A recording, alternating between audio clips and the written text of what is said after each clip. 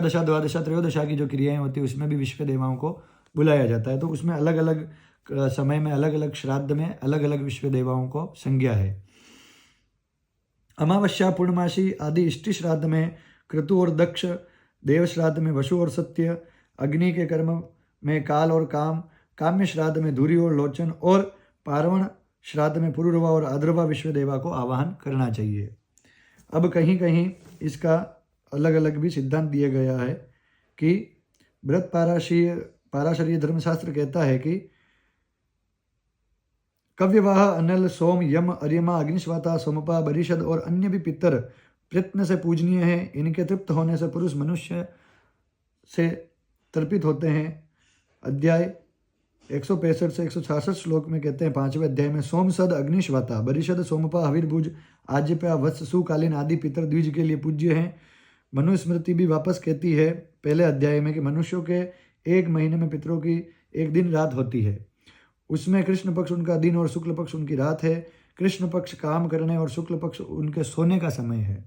मनुष्यों के एक पर्व में देवताओं की एक दिन रात होती है।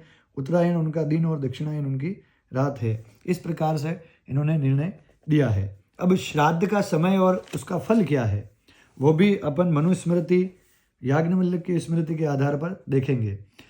वर्षा काल की मगा नक्षत्र युक्त त्रयोदशी में अन्न आदि में मधु मिलाकर के पितरों को देने से अक्षय तृप्ति होती है। ये कह रहे हैं वर्षा काल की मगा नक्षत्र त्रयोदशी का श्राद्ध अनंत फल देने वाला है।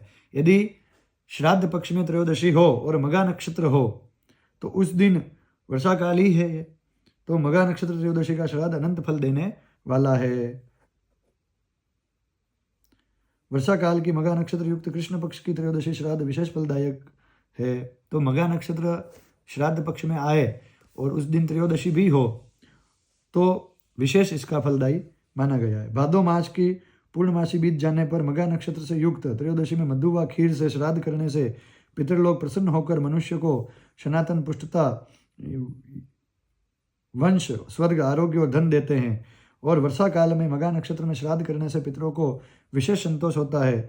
वृद्ध विष्णु भी कहते हैं कि भादो की पूर्णमासी के बाद कृष्ण त्रयोदशी को श्राद्ध करना ही चाहिए। अर्थात उत्तर भारत में जो है अभी आश्विन कृष्ण पक्ष की जब त्रयोदशी आए उस दिन अगर मगा नक्षत्र हो तो अपने पितरों के लिए अवश्य ही श्राद्ध करना चाहिए, ऐसा वर्णन आता है। पितर लोग ऐसी इच्छा करते हैं कि ऐसा पुरुष हमारे कुल में जन्मे जो त्रयोदशी में और जब पूर्व गज छाया योग पड़े घी और मधु के सहित पायस से हमको तृप्त करे।